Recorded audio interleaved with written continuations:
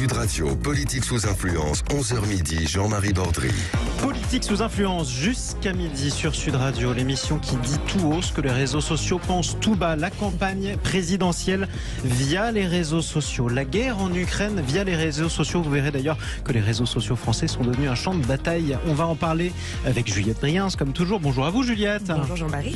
On est aussi avec Cyril Attias. Bonjour à vous, Cyril. Bonjour Jean-Marie. Fondateur de l'agence des médias sociaux.com. Avec vous, on va parler de la campagne présidentielle avec vous deux.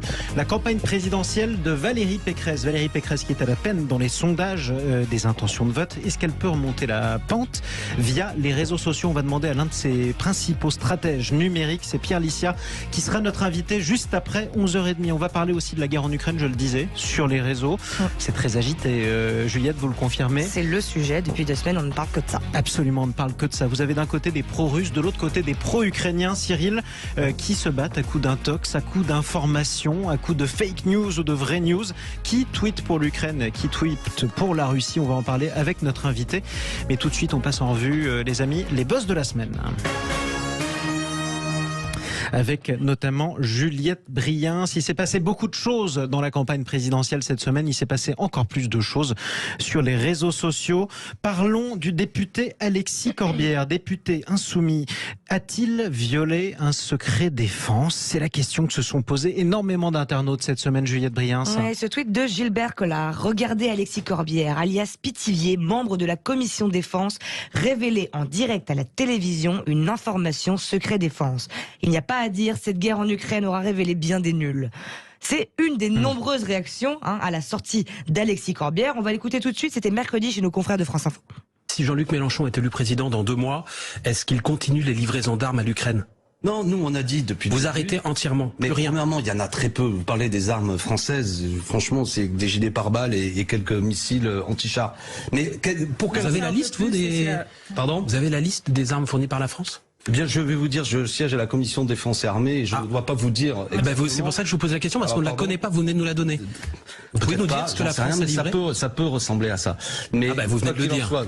J'en sais, du moins... J'avais cru comprendre qu'il y avait un secret défense sur cette question, mais je me suis peut-être trompé. Oh la boulette. Oui, on entend l'air embarrassé. Vous ne voyez pas les images, mais vous entendez cette air embarrassé. Ça n'a pas laissé beaucoup de doutes aux internautes. Alexis Corbière venait de dévoiler un secret d'État à la défense, c'était sûr, une bombe. Twitter s'est enflammé, la vidéo a été reprise partout et des milliers de fois avec des milliers de vues, et tout le monde s'est interrogé sur le poids d'une telle révélation.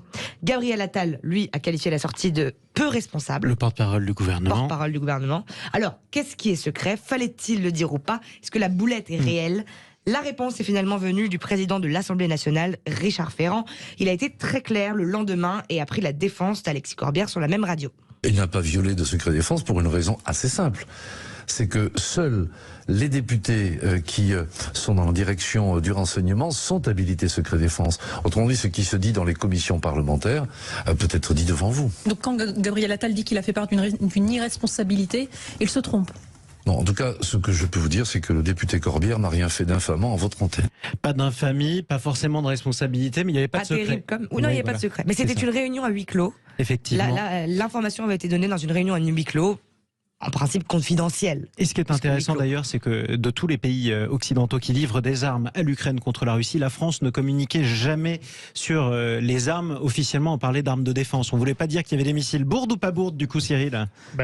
Pas bourde, c'est une info et en même temps, il fallait pas la donner. Voilà, c'est ça. Demi-bourde. Il a dévoilé un secret, mais pas un secret défense, on dira ça comme ça. En tout cas, ce qui est intéressant aussi, c'est de voir l'emballement des réseaux sociaux terrible. Sur Alexis Corbière, qui est passé presque pour un traître à la nation, alors que finalement, il n'avait pas trahi grand-chose. C'est important aussi. Mais on est en pleine campagne, donc c'est pour ça aussi que tout le monde s'empare des informations aussi vite. Exactement. Parlons des informations privées tout de suite. Elles concernent le patrimoine des candidats, puisque le classement des patrimoines des différents candidats à la présidentielle a été diffusé cette semaine. C'est Valérie Pécresse qui est apparue avec le plus important patrimoine, plus de 9 millions d'euros de patrimoine, suivi d'Éric Zemmour. Ça a fait énormément réagir les internautes, Juliette. Oui, mais bizarrement, sur Twitter, c'est pas vraiment le podium qui a fait le plus parler, plutôt le bas de la liste. Tout d'abord, Emmanuel Macron, avec son patrimoine déclaré de 550 000 euros. Il y en a étonné certains, comme par exemple François Asselineau, qui nous dit « Macron a gagné 2 millions d'euros chez Rothschild, où est passé l'argent ?» Ah oui. Et ça, c'est pas la seule que j'ai relevée sur ce sujet. Donc, il y a des internautes qui ont crié au mensonge, à la manipulation, une Évidemment. volonté de transparence qui finit en fait par se retourner contre les candidats. Mais il y a aussi Philippe Poutou qui a fait les frais de cet affichage. Non. Le candidat anticapitaliste, pourtant tout en bas de la liste, Mais il oui. déclare un patrimoine, il me semble, de 122 000 euros, ce qui est le prix, le prix À peu d'une près 200 000 euros maison. juste devant Nathalie Arthaud. Voilà. Mais il déclare une Peugeot cotée à 22 500 euros à l'Argus. Donc les moqueries ont fait bon train Mais alors sur Twitter. Mais le malheureux a quand même eu le droit à une défense. Il y a un internaute qui m'a particulièrement fait rire. Ouais. Il a ironisé. Déclaration de patrimoine des candidats à l'élection présidentielle. Philippe Poutou aurait déclaré un demi-plein de SP95. Ah bah effectivement, ça C'est fait. Là, d'actualité. vous payez l'impôt sur la fortune avec un demi-plein par les temps qui courent. Par les C'est temps qui voyeuriste ou pas? Tiens, Juliette. Moi, ça me met extrêmement mal à Ouais. l'aise. Je Pour savais- tous les candidats. Tout pour- à fait, parce qu'en fait, c'est très. Il faut savoir, c'est pas seulement un chiffre, c'est très détaillé. Donc, on en est à savoir que Emmanuel Macron, notre chef de l'État, quand même, a encore un prêt à rembourser pour des travaux en 2011. Oui, ça Est-ce fait- que tous les Français ont besoin de savoir ça? Non, Donc c'est oui, ça. je suis un peu mal à l'aise. La cote à l'Argus de la voiture de Philippe Voilà. Poutou, si elle Ouais, la peut-être un peu surcoté quand même, Ouais, mais en même temps, on a plutôt envie d'avoir comme information qui finance les campagnes et d'où vient l'argent, plutôt que de C'est savoir ça. combien il possède. C'est assez exactement. intrusif. Et en tout cas, ça en dit long absolument, sur l'état d'excitation permanente des réseaux sociaux. On continue avec la guerre en Ukraine. Cyril et Juliette qui déchaînent les passions, vraiment dans la mauvaise humeur pour le coup en France.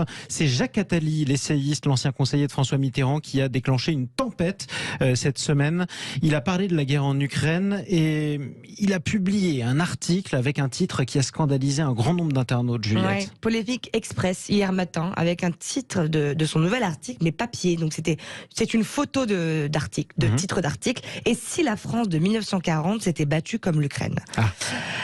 Après recherche, parce que évidemment je suis allée chercher cet article en ligne, on voit sur le blog de Jacques Attali, attali.com, un article dont le titre est légèrement différent. C'est « Et si la France de 1940 était l'Ukraine ?»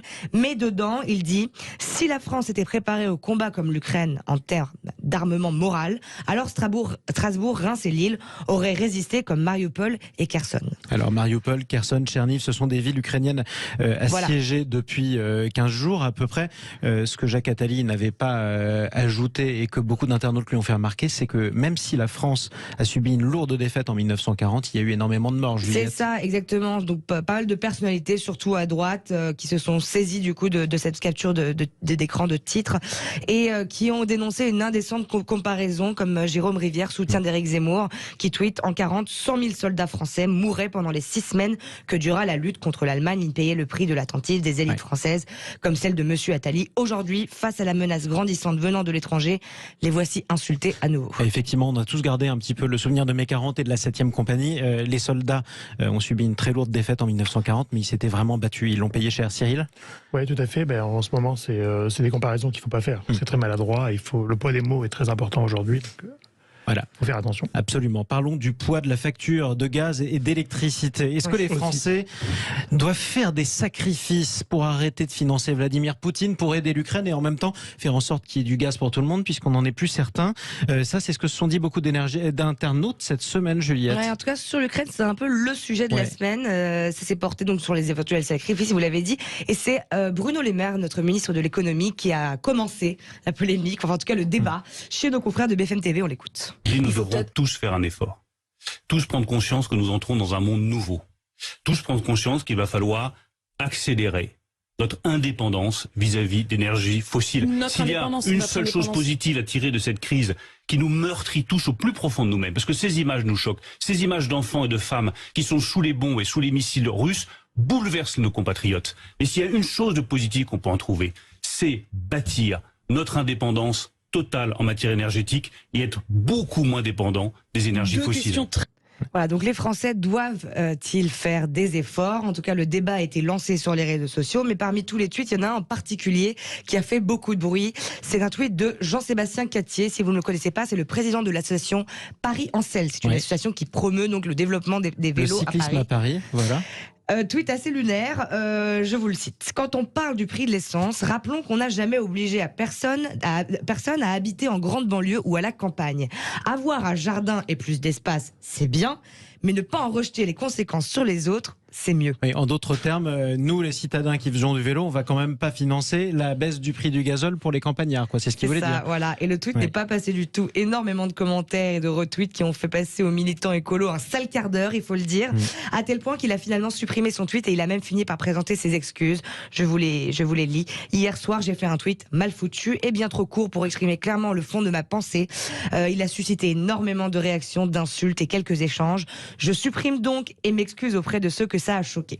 Cyril Attias, plutôt urbain ou plutôt campagnard qui a besoin d'essence? Plutôt urbain. Oui.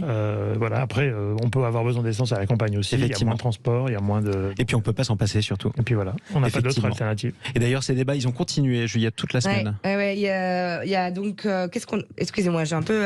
En tout cas, les débats ont continué, ça c'est pas très grave, effectivement, mais ça c'est parce que vous avez baissé le chauffage, Juliette, non, justement. Mais en fait, le débat était très tendu, il y a eu plusieurs sorties. Sur la même vague, on a aussi également eu Yannick Jadot, le candidat EELV à la présidentielle, qui a dit si pour sauver la démocratie, il faut en gros faire tourner sa machine à laver la nuit plutôt qu'à 18h, alors je suis favorable. Les heures creuses. Sandrine Rousseau, quant à elle, elle a appelé les Français à baisser le chauffage de 2 degrés. Comme ça, au moins, ça permettra d'économiser de l'énergie. On parle de Twitter et on parle du président de la République. Ce sera le dernier buzz. Emmanuel Macron a-t-il le droit de faire campagne sur son compte Twitter de président de la République? Juliette. En fait, ce débat a commencé avec son annonce de candidature via, vous savez, sa lettre aux Français qu'il a publiée dans la presse, mais aussi sur son compte Twitter. A-t-il le droit, puisque ça c'est la réponse de cette commission nationale, alors je veux que je vous dise, elle s'appelle la CNCCEP. Voilà. C'est un peu brutal. C'est la Commission nationale de contrôle de la campagne électorale. Elle a publié un communiqué pour faire part, je cite, de ses observations sur la diffusion sur le compte de Twitter @Emmanuel Macron de sa déclaration de candidature sous la forme d'une lettre. Le compte Twitter du chef de l'État, il est utilisé depuis longue date pour la communication dans le cadre de l'exercice officiel de sa fonction. Et c'est ça qui pose problème, un problème d'équité. Conclusion et réponse de la commission. Ils ont invité le candidat Macron à retirer sa lettre du compte Twitter et à s'abstenir d'utiliser ce compte à l'avenir pour la propagande électorale pendant toute la durée de la campagne. C'est un petit peu cosmétique quand même. C'est-à-dire qu'Emmanuel Macron a le droit de dire je déclare la guerre à la Russie, soyons fous et ayons peur. En revanche, il n'y a pas le droit de dire votez pour moi sur le même compte Twitter. Mais il faut dire que son compte est sûrement géré par des community managers qui sont payés par l'État, par nos impôts. Ce sont des fonctionnaires en quelque sorte. Donc c'est un peu compliqué. Il faut juste dire que aux États-Unis, cette question est réglée. Vous connaissez le compte POTUS? President of the United States. Voilà. C'est le compte du président. C'est le compte du président, mais c'est un compte qui se passe de président en président. Et si Joe Biden voulait avoir son compte à côté privé, il pourrait. Et ce qui est intéressant, c'est que Donald Trump, on le sait, n'utilisait jamais ce compte. En revanche, Joe Biden a récupéré les abonnés Twitter de Donald Trump, ce qui a dû lui faire tout drôle. Un coup de cœur de Cyril Attias pour ses buzz. Ce coup de cœur, Cyril, concerne l'Ukraine. L'Ukraine avec les ONG qui ont lancé des appels aux dons sur les réseaux sociaux et notamment sur Instagram. On peut faire un don en direct et soutenir des causes et des collectes de fonds qui ont à peu près récupéré plus d'1 million d'euros aujourd'hui. C'est formidable. Qui est du coup le côté positif des réseaux sociaux et le pouvoir des peuples pour aider un autre peuple. Et justement, le volontarisme des Français sur Internet, ça c'est important. Faites attention aussi aux arnaques. Il y en a eu beaucoup, notamment des fausses vidéos diffusées en faux direct. Regardez bien et préférez toujours les comptes d'organisations non gouvernementales très connues comme la Croix-Rouge si vous voulez donner. On parle de l'Ukraine dans un instant, Juliette et Cyril. La guerre en Ukraine qui déchaîne les réseaux sociaux en France. On a tous vu des tweets, des posts sur Facebook plutôt pro-russes ou alors pro-ukrainiens. Qui est plutôt pro-russe? Qui est plutôt pro-ukrainien? Ça donne quoi le rapport de force en France? On en parle avec notre invité dans un instant sur Sud Radio. Sud Radio, politique sous influence, 11h midi, Jean-Marie Bordry. Avec Cyril Attias et Juliette Briens jusqu'à midi, politique sous influence qui décortique les réseaux sociaux. Que se passe-t-il en coulisses sur les réseaux sociaux français? Des réseaux sociaux d'ailleurs qui se passionnent et qui même s'invectivent autour de la guerre en Ukraine. On en parle tout de suite avec notre invité. Bonjour à vous, Marie Seignol de Swart. Bonjour. Soyez la bienvenue sur Sud Radio. Vous êtes responsable marketing de Meltwater France. Qui tweet pour l'Ukraine et qui tweet pour la Russie en France? Est-ce qu'on tweet beaucoup? Quel est le rapport de force? Première question, Marie Seignol de Swart. C'est une question, à mon avis, qui appelle une réponse qui nous surprendra pas. Je vais y arriver. On a énormément tweeté et publié sur les réseaux sociaux français depuis 15 jours et le début de la guerre en Ukraine. Tout à fait, effectivement. Depuis le début de l'invasion en Ukraine, l'utilisation de l'outil de veille Meltwater nous a permis de mesurer. On comptabilise en fait aujourd'hui pour l'heure plus de 10 millions de mentions en français concernant la guerre sur les réseaux sociaux versus un sujet qui devrait nous occuper aujourd'hui, celui de la présidentielle, qui lui représente plutôt un volume de mentions qui est d'1 million. C'est-à-dire qu'aujourd'hui, en réalité, on parle 10 fois plus de la guerre en Ukraine que de la présidentielle en France sur les réseaux sociaux. C'est assez révélateur, je pense, du caractère assez inédit de cette guerre, mais aussi du phénomène de désengagement politique qu'on connaît finalement aujourd'hui. Une guerre 2.0, Cyril Attias. Oui, mais je pense que les réseaux sociaux sont le 6e corps d'armée et qu'aujourd'hui c'est une cyberarmée qui est en place et que le bruit fait l'opinion. Alors, quel type de tweets on peut constater est-ce que ce sont plutôt des tweets pro-russes ou des tweets pro-ukrainiens? Est-ce que c'est facile à mesurer d'abord, Marie Segnol de Swart? Très bonne question. En effet, on assiste à une véritable guerre des images en direct, en temps réel sur les réseaux sociaux qui est utilisée comme une arme à la fois, vous l'avez dit, de propagande, de désinformation, de renseignement aussi parfois pour identifier des lieux assez précis. Il faut effectivement se dire que c'est des choses qui sont assez très difficiles à mesurer, de se demander combien représente la partie pro-russe, parce qu'effectivement les réseaux sociaux, mais aussi les systèmes de messagerie, on a beaucoup parlé de Telegram ces derniers jours, sont au cœur de cette guerre de l'information et sont au cœur de très nombreuses opérations de modération sur les réseaux sociaux qui sont opérées par les plateformes pour justement nettoyer un petit peu des messages qui appellent à la violence, qui sont pro-russes, etc. Alors justement, ces appels à la violence, on va y revenir dans un instant avec Juliette qui reviendra sur une information qui concerne plusieurs réseaux sociaux. Et vous vouliez ajouter quelque chose ? Oui, bien sûr. Je voulais vous expliquer qu'en revanche, on a essayé toutefois de mesurer avec les outils Meltwater pour voir un petit peu sur ces conversations pro-russes qui remontent sur les réseaux sociaux. Ce qu'on remarque, c'est que malgré l'important travail de modération qui est fait par les plateformes, aujourd'hui, il y a pour l'heure encore, par exemple, 8000 mentions sur le web qui appellent aujourd'hui très clairement, qui félicitent en réalité et qui disent bravo à Poutine pour cette guerre. Et donc, il y a vraiment deux camps qui s'opposent, si vous voulez, sur les réseaux sociaux. Le camp pro-envahisseur qui est vraiment modéré de façon très intensive par les plateformes et de l'autre côté la partie pro-ukrainienne. Avec un certain nombre de posts, y compris reprenant des éléments de langage de l'ambassade de Russie, comme ce post qui met en doute la réalité du bombardement russe sur un hôpital pédiatrique à Mariupol en prétendant que c'est une mise en scène des néo-nazis ukrainiens qui sont assiégés et qu'on fait venir des mannequins et qui les auraient maquillés de sang, ce qui est quand même particulièrement absurde. Juliette. Juste que moi je passe mes journées sur les réseaux sociaux, vous le savez bien, c'est comme ça que je prépare cette émission. Je suis beaucoup plus quand même confrontée à la propagande pro-Ukraine qu'à la propagande pro-russe. Il y a quand même une vraie censure. Une information très originale et assez incroyable, insolite. La société Meta, donc c'est la société de Facebook et Instagram, a révélé aujourd'hui, cette semaine, une nouvelle règle de modération originale. Vous savez que la censure et en tout cas la modération sur Facebook, c'est vraiment drastique. Et donc tout message de haine ou d'appel au meurtre ou d'appel à la violence est censuré immédiatement. C'est très efficace. Eh bien, il va y avoir une sorte de de dérogation. Voilà. C'est le terme, pour tout ce qui est appel au meurtre, à la violence ou à la haine contre les soldats russes, en tout cas, contre les soldats russes dans la guerre. C'est ce qui a été publié par le groupe Meta qui est particulièrement surprenant. Cyril ? Oui, c'est surprenant. Moi, le seul problème que je vois là-dessus, c'est est-ce que les plateformes sont prêtes à modérer autant de messages ? C'est très compliqué. Parce que c'est des petites équipes qui sont sur des sujets publics et pas sur des sujets politiques et encore moins militaires. Donc là, je pense que les Russes sont plutôt bien équipés par leur histoire sur le hacking, etc. La vraie question, c'est est-ce que les plateformes sont prêtes à modérer autant de messages ? Est-ce qu'elles en ont envie ? Et qu'est-ce qu'on modère d'ailleurs ? Quel type de message ? C'est facile de mesurer ou pas la violence des messages ? Par exemple, Marie Segnol de Swart ? Effectivement, côté pro-ukrainien, vous l'avez dit, on est face à un afflux de messages qui sont aussi parfois très très très hostiles à l'armée et aux dirigeants russes.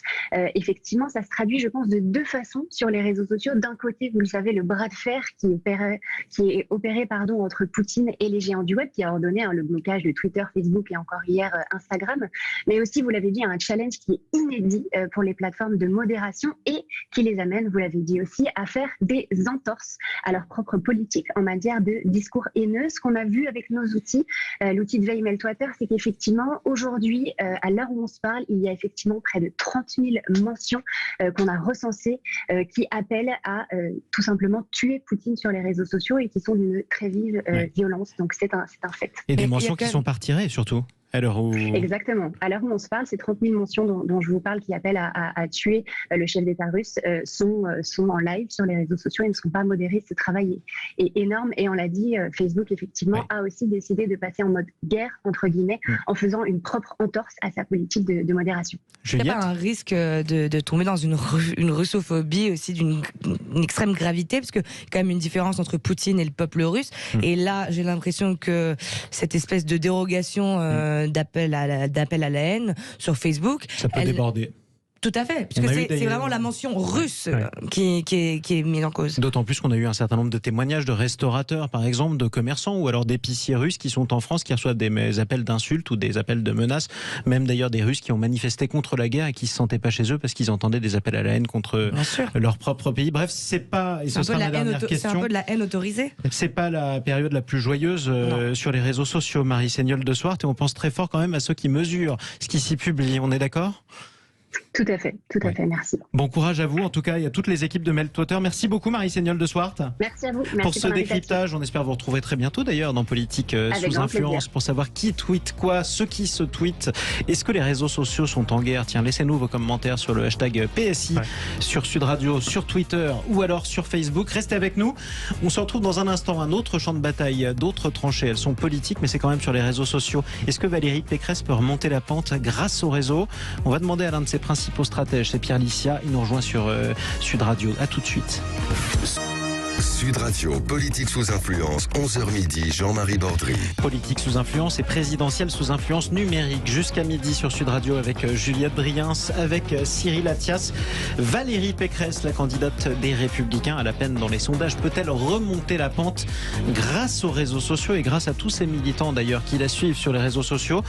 Pour en parler, on accueille l'un de ses principaux stratèges de campagne sur les réseaux sociaux qu'on connaît bien sur Sud Radio. Pierre Licia, bonjour à vous. Bonjour, merci de l'invitation. Porte-parole de Valérie Pécresse, responsable de la stratégie numérique, on peut le dire ainsi. On peut dire ça comme ça. On distribue assez peu les chapeaux à plumes, comme ça on laisse ça aux autres équipes. C'est ça. Mais on peut dire que voilà, je suis en coordination, en pilotage de la stratégie numérique, même s'il n'y a pas de titre afférent. Mais vous distribuez aussi les balles perdues par moment aux adversaires de votre candidate sur les réseaux sociaux. Valérie Pécresse a la peine. Globalement, ça c'est un constat qui a été fait unanimement aussi bien dans les sondages où elle semble, malgré tout, y compris dans leur ligne IFOP fiduciale pour Sud Radio, décrochée par Marine Le Pen pour l'instant, pour accéder au second tour, et aussi sur les réseaux sociaux. Vous avez fait face à un Pécresse bashing. On peut le dire comme ça sur les réseaux. Comment on s'en relève ?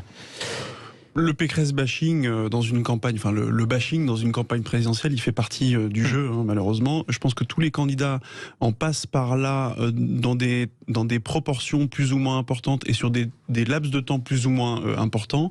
L'important aujourd'hui pour nous, c'est de sortir de cet œil du cyclone et de se concentrer dans ce qui va vraiment intéresser les Français, à savoir la campagne présidentielle sur les dernières semaines qui restent, les 4 dernières semaines qui restent. Le président de la République est enfin en campagne.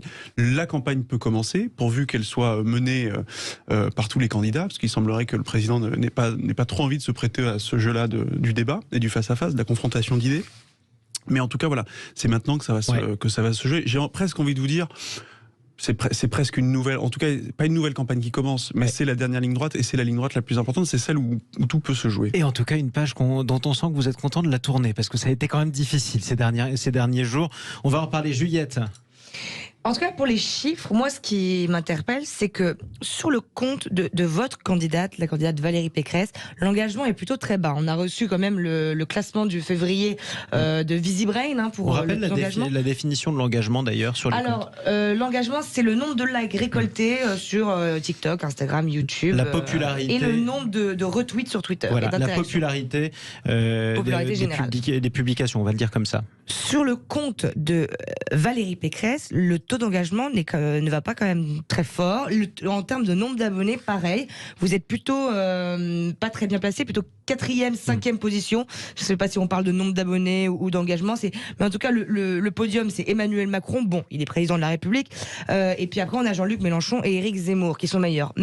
Mais il y a quand même une différence, j'ai eu l'impression, vous me dites si je me trompe, entre le compte de votre candidate et le compte Les Républicains, où là j'ai l'impression par contre il y a une vraie stratégie. Est-ce que vous... Alors la stratégie, elle est d'ensemble, quoi qu'il en soit. Oui. Chaque compte ne sert pas à diffuser les mêmes contenus, les mêmes messages, et n'est pas utilisé de la même manière. Donc c'est un tout, évidemment. On ne fait pas une campagne. Là, vous me parlez de Twitter. On ne fait pas campagne sur Twitter de la même manière sur l'ensemble des comptes. Là où je vous mets quand même en garde. Alors sur le nombre d'abonnés, sur le taux d'engagement de Valérie Pécresse, c'est lié à une chose très très simple. Valérie Pécresse, depuis ces 10 dernières années, a eu depuis qu'elle est plus ministre, grosso modo, à l'époque fin de son mandat ministériel 2012. Donc à l'époque déjà les réseaux sociaux, Twitter étaient quand même balbutiants, donc les politiques n'étaient pas massivement sur les réseaux. Donc elle a commencé à se mettre sur les réseaux sociaux au moment où son objectif a été la région Île-de-France. Donc elle a développé une stratégie numérique uniquement tournée, exclusivement tournée vers les Franciliens. Qu'est-ce que ça veut dire? Ça n'a pas été. Ça veut dire qu'elle s'adressait... ça veut dire que bien que c'était une personnalité politique d'ampleur nationale, contrairement à ses concurrents aujourd'hui. Ça n'est pas une politique qui a bénéficié d'une audience nationale. Parce que quand vous parlez des sujets franciliens, forcément, vous n'intéressez pas l'ensemble des Français. Contrairement à Éric Zemmour, qui a créé ses comptes tout récemment, mais qui était un polémiste, journaliste, avec une audience nationale. Emmanuel Macron, du fait de son statut aujourd'hui de président, il est passé de 700 000 en 2017. Pour vous, Valérie Pécresse, vous êtes en train de dire que c'était un petit poussé sur la ligne de départ de la campagne? Non, je dis simplement, vous savez, les réseaux sociaux, vous les utilisez quand vous avez quelque chose à dire, quand vous savez quoi dire et à qui vous voulez parler. Nous, auprès de Valérie Pécresse, pendant des années, on a fait le choix de se concentrer sur ce pourquoi Valérie Pécresse voulait être élue et puis ensuite était élue. D'accord. Cyril Attias, peut-être? Oui, j'ai une question. Est-ce que la primaire n'a pas été un frein finalement au déclenchement du compte officiel de Valérie Pécresse en tant que candidate? Puisque du coup la candidature officielle elle a été élue et donc c'est à ce moment-là qu'elle est rentrée en campagne. Est-ce qu'elle n'a pas eu finalement un décalage de temps entre des candidats qui sont déclarés plus tôt ou qui ont eu le temps de préparer leur stratégie réseaux sociaux? Pierre Licia. Honnêtement, je ne saurais pas vous répondre de façon tout à fait certaine et rigoureuse sur ce sujet-là. Valérie Pécresse s'est déclarée candidate au mois de juillet déjà. Alors certes, on était sur une campagne interne aux Républicains, mais qui avait quand même malgré tout qui avait un intérêt national. On avait d'ailleurs à l'époque un compte de campagne qui était déjà très puissant parce que des comptes de soutien de Valérie Pécresse, notamment celui qui nous sert aujourd'hui de compte officiel de campagne, existe depuis très longtemps. Donc on n'est pas arrivé le 3 décembre avec le 4 décembre avec. Vous n'avez pas créé votre compte le 4 décembre avec rien sous les pattes à tout reconstruire. Donc ça a bien commencé. Juliette Briens. Sur TikTok par exemple, votre arrivée là elle est récente. L'arrivée de Valérie Pécresse sur TikTok, elle est très récente. Vous n'étiez pas sur TikTok avant. Vous n'avez que 6000 abonnés, même pas. Comment vous l'expliquez? Est-ce que c'est quand même le réseau social le préféré des jeunes? Pourquoi ne pas muscler votre stratégie sur TikTok? Pareil, les contenus qui fonctionnent sur TikTok ne sont pas les contenus qui fonctionnent sur d'autres réseaux sociaux. Et moi, encore une fois, la communication sur les réseaux sociaux, elle se fait au service de la candidate. Et je refuse de transformer la candidate en un produit des réseaux sociaux. Je refuse aujourd'hui de faire de Valérie Pécresse une TikTokeuse comme certains ministres peuvent se mettre en scène sur les réseaux sociaux. Donc effectivement, vous ne verrez jamais des transports, Monsieur Djebari, je pense. Lui ou un autre, mais vous ne verrez jamais Valérie Pécresse se la jouer façon TikTokeuse, smartphone à la main pour raconter sa vie privée, ses coulisses. Ça ne lui ressemble pas. Oui, et à un moment, c'est important d'avoir de l'authenticité. Comme Xavier Bertrand, juste avant la primaire, qui avait tendance à se filmer sur le quai de la gare en montrant, vous voyez, je suis comme tous les Français, mon train est en retard. Ou Anne Hidalgo, par exemple. Si je peux me permettre, tous les candidats avec du succès sur TikTok ne font pas ça. Marine Le Pen et Éric Zemmour, exemple, ont tous les deux pas mal de succès. Qu'est-ce qu'ils publient comme type de contenu? Des petites vidéos en train de boire un café, mais c'est-à-dire qu'ils ne s'adressent pas directement à la communauté TikTok, ils ne font pas de vidéos en musique sur des trends de jeunes, mais ça cartonne quand même. Mais grand bien leur face, ça n'est pas notre stratégie. Moi, j'estime que ça n'a aucun intérêt pour les Français, pour les électeurs. Ça n'a aucun intérêt de toucher les jeunes sur leur réseau. Pour ceux qui estiment avoir en face d'eux ou derrière le compte le futur président ou la future présidente de la République, en l'occurrence, de la voir boire un café, promener son chien ou manger un steak. Très franchement, à un moment, la communication politique, elle doit être au service du candidat et on ne doit pas travestir le candidat dans tout ce qu'il a de plus authentique, simplement pour satisfaire des algorithmes. Cyril Attias. J'ai une question, est-ce que vous pensez vraiment que les réseaux sociaux sont efficaces dans une campagne? Ou est-ce que c'est un exercice obligatoire par rapport à la... Un peu des deux, en général. Ils sont indispensables, efficaces, ça peut se discuter. Encore une fois, celui qui fait campagne, c'est pas un avatar de candidat sur les réseaux sociaux. Celui qui fait campagne, celle qui fait campagne chez nous, c'est la candidate. Donc, ça n'est pas les réseaux sociaux qui vont forger, qui vont façonner, qui vont faire la candidate et qui vont faire sa campagne. Nous, on est là pour mettre en lumière, en musique, cette campagne. Donc, c'est indispensable parce que ça permet de démultiplier un peu la portée des contenus, des messages. Ce sont des tracts virtuels. On peut résumer ça comme ça. Là où ça peut avoir un intérêt, c'est sur certains contenus très spécifiques. Par exemple, on a lancé une série de vidéos visant à démasquer un certain nombre de candidats, notamment Éric Zemmour et Marine Le Pen, depuis 3 semaines sur les réseaux sociaux, qui ont fait ont cumulé plusieurs millions de vues. Et là, vous parlez de la cellule riposte de votre campagne qui répond à bien développé.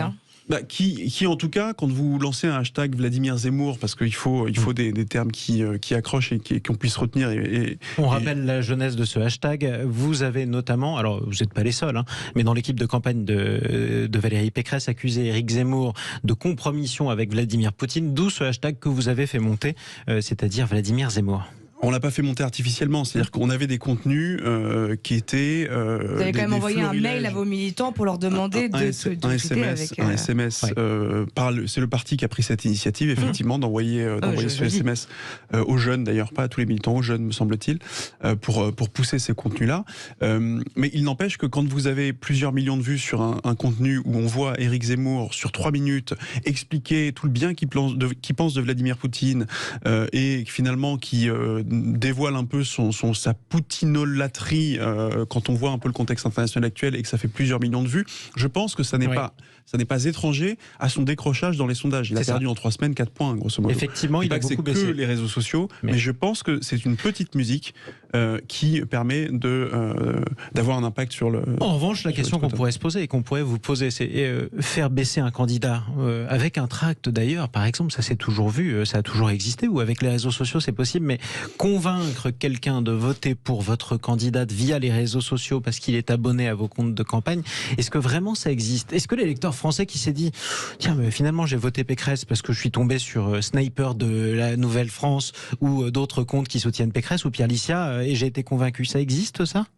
Je pense que ça doit exister. Nous, très honnêtement, on considère que un électeur de droite, sympathisant ou pas décidé, qui se décide à voter pour Valérie Pécresse, c'est parce qu'il aura été convaincu par une prestation télévisée, parce qu'il aura été convaincu par une vision qui aura été développée tout au long de la campagne, parce qu'il aura été convaincu lors d'un débat. Mais je n'imagine pas un tweet simplement ou un post sur Facebook faire la différence. Mais du coup, c'est intéressant ce que vous dites, c'est que les réseaux sociaux vous servent surtout à remobiliser ou à mobiliser vos troupes. Les réseaux sociaux, encore une fois, ne sont pas là pour faire la campagne du candidat. C'est le candidat qui fait sa campagne et les réseaux sociaux qui poussent derrière. Mais c'est pas l'inverse. C'est pour ça qu'il faut pas se laisser, j'allais dire, enfumer par des équipes de candidats qui, vous avez cité le nombre d'engagements, vous avez cité le nombre de partages, le nombre de tweets, de likes, etc. Par des équipes de candidats qui parviennent à gonfler artificiellement ce nombre de partages, mais qui, au fond, ne font pas beaucoup plus de vues que nous. Mais qu'est-ce que ça veut dire artificiellement? Parce que si vous envoyez, vous, des messages, des SMS, des emails à vos militants pour dire pousser avec ce hashtag, c'est exactement le même type d'artificialisé que les autres candidats. C'est de la même manière que vous envoyez un SMS en disant on va tracter sur le marché à telle heure. C'est un message de mobilité, c'est un rendez-vous. Quand je parle de pousser des contenus artificiellement, quand vous envoyez un SMS, vous l'envoyez à une personne physique qui derrière est libre ou non de participer à l'opération. Artificiellement, je vous donne un exemple très simple. Les contenus qu'on diffuse, nous, par exemple, prenons 2 contenus riposte, un publié tout récemment par l'équipe d'Éric Zemmour et un que nous avons publié tout récemment hier. Vous avez deux vidéos riposte, donc à peu près la même teneur riposte, le même taux d'engagement, de viralité. Qu'est-ce que vous dites qu'est-ce qu'ils disent en gros ces contenus? Bon, c'est suite au débat notamment. Voilà, enfin, peu importe sur le fond. Là, je vous parle vraiment je fais la démonstration sur la forme. Les 2 vidéos, aussi bien tweetées de notre côté que publiées des comptes d'Éric Zemmour, font 30 000 vues. Les 2 vidéos font 30 000 vues. Sauf que nous, on fait 30 000 vues avec environ 350 partages. Eux font 30 000 vues avec 1200 ou 1300 partages. Ce qui veut dire une chose, c'est qu'ils ont une grosse force de frappe avec des comptes nombreux qui peuvent retweeter en masse, mais pour autant, ça ne fait pas de vues. Donc ceux qui relaient, pour vous accusez l'équipe de Zemmour de relayer des vidéos, mais pas de les regarder, par exemple. Non, malheureusement, ils les regardent, les vidéos, mais ce sont pas des comptes qui sont tenus par des personnes physiques. Donc c'est des robots. Il y a des robots pour vous dans la campagne. Soit des robots, soit des comptes qui ont été créés par plusieurs comptes qui ont été créés par la même personne. C'est intéressant parce que c'est vrai que c'est une accusation qui est assez fréquente contre l'équipe de campagne d'Éric Zemmour et qui est souvent portée par vos supporters. Il y a eu des enquêtes de vos confrères journalistes qui ont mené ces enquêtes-là. Et puis encore une fois, ça n'est pas un hasard si Twitter, il y a une dizaine de jours, a suspendu quantité de comptes chez Zemmour. C'est pas une censure. Chez Marine Le Pen aussi. C'est pas une censure. Pourquoi est-ce que Twitter a suspendu des comptes? Twitter a des conditions d'usage, des conditions d'utilisation. Voilà, merci, cherchez le mot. Si vous respectez pas ces conditions d'utilisation, si vous êtes dans l'abus, à savoir que vous créez plusieurs comptes, 10, 15 comptes avec un même numéro de téléphone, à un moment Twitter dit là il y a un abus, on suspend.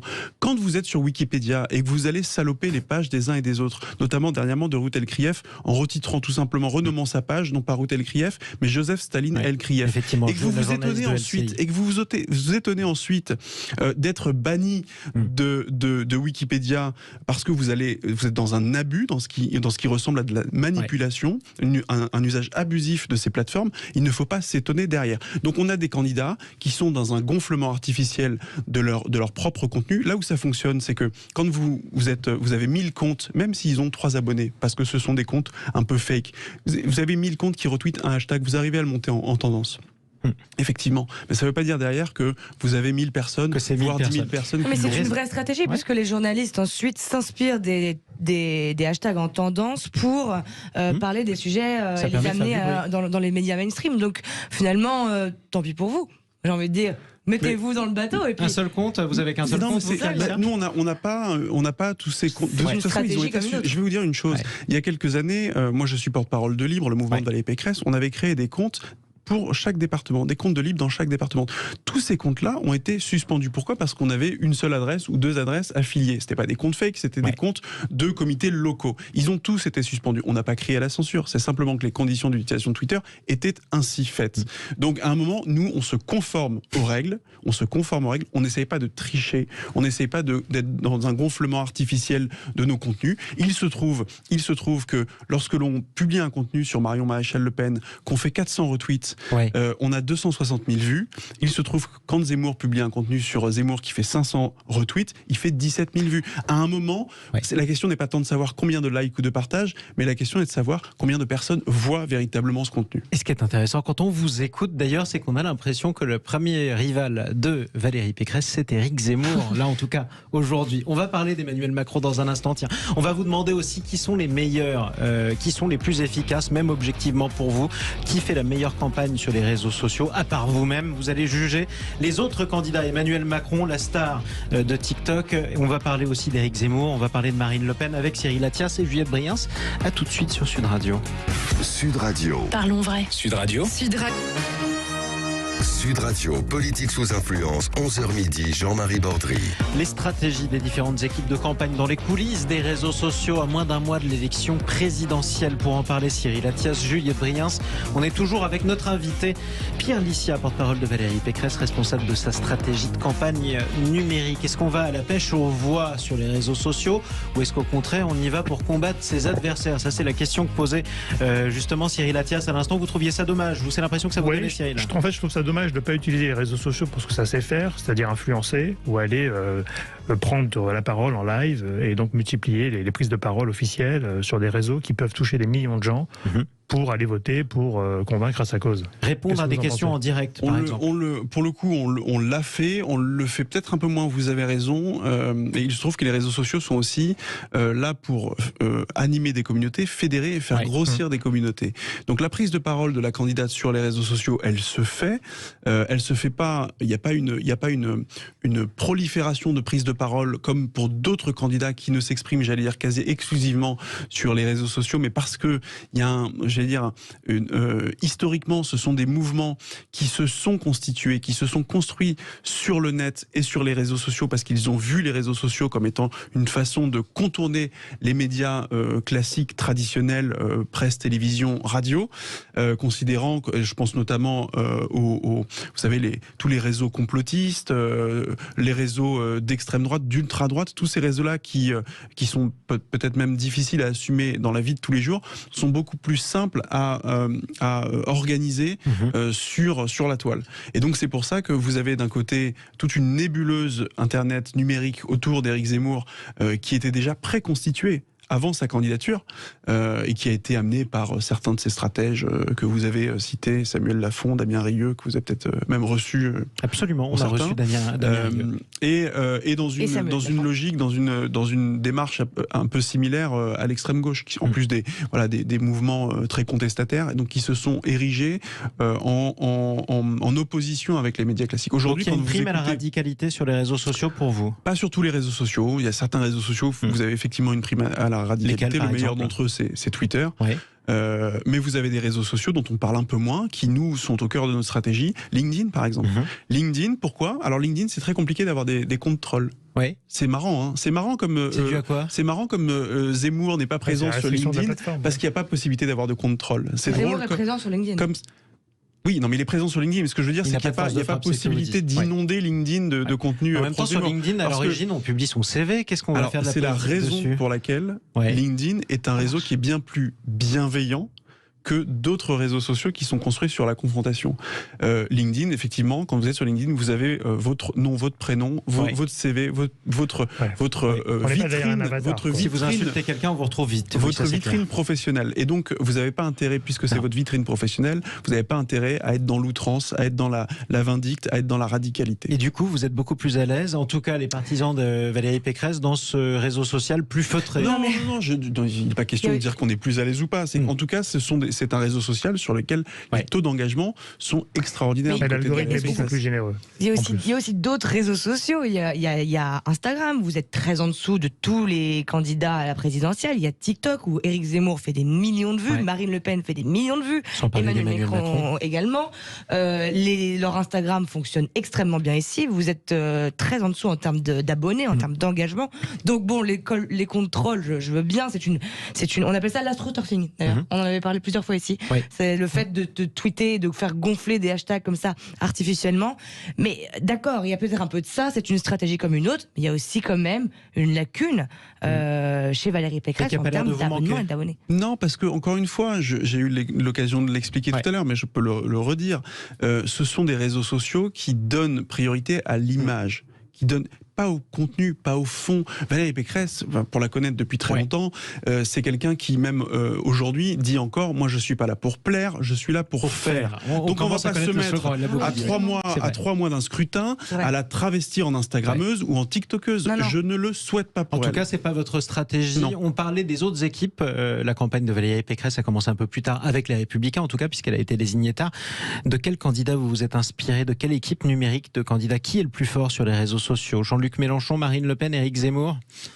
Actuellement, chacun a ses forces et ses faiblesses. C'est vrai que Jean-Luc Mélenchon, par exemple, a une page YouTube qui est un média en soi. C'est une chaîne de télé. C'est une chaîne de télévision. Aujourd'hui, Jean-Luc Mélenchon, s'il s'exprime tous les jours sur sa page YouTube, il fait autant d'audience que BFM TV, par exemple, si je peux les citer. Donc, il est assez puissant sur ce réseau social-là, pour les raisons que j'ai exprimées tout à l'heure. C'est-à-dire que historiquement, ce sont des gens qui se sont toujours considérés comme étant eux-mêmes un peu persécutés. D'ailleurs, les relations avec les journalistes de Monsieur Mélenchon avec les journalistes ont toujours été parfois compliquées. Difficiles, pas toujours, mais ça s'est un peu arrangé, parce qu'il en a bien besoin. Mais justement parce que c'était compliqué, il a investi ces réseaux sociaux-là qui lui permettent d'avoir une forte audience. Emmanuel Macron est fort, mais dans la mesure où il est président sortant. C'est certainement le premier président sortant qui a eu un quinquennat entier où on avait un avènement des réseaux sociaux, une démocratisation des réseaux sociaux, ce qui n'était pas le cas ni sous Nicolas Sarkozy. Ça a commencé sous François Hollande, d'ailleurs, à l'époque. Je me souviens, municipal 2014, 2012, la gauche était archi puissante sur les réseaux sociaux, très puissante sur les réseaux sociaux. Le Parti socialiste était extrêmement puissant. Et aujourd'hui, ils ont totalement disparu. Comme quoi, c'est un baromètre, les réseaux sociaux, de la force de frappe de tel ou tel parti. Le mot de la fin pour Cyril Attias ? Oui, moi je trouve que c'est bien d'utiliser les réseaux sociaux sur les campagnes, mais je crois que c'est intéressant quand même d'aller mesurer, d'aller faire des débats, puisqu'on parle beaucoup de forme, mais pas de fond, et que les réseaux sociaux sont un excellent outil pour aller exprimer son fond, son programme, où on a peu de temps finalement en médias classiques, puisqu'on est forcément en confrontation ou en débat. Alors que vous êtes dommage. C'est pour ça qu'on a créé un podcast de Valérie Pécresse qui lui permet pendant 10 minutes de s'exprimer sur un sujet sur lequel éventuellement on la questionne beaucoup, mais sur lesquels sur les médias classiques elle a 3 minutes ou 30 secondes pour répondre.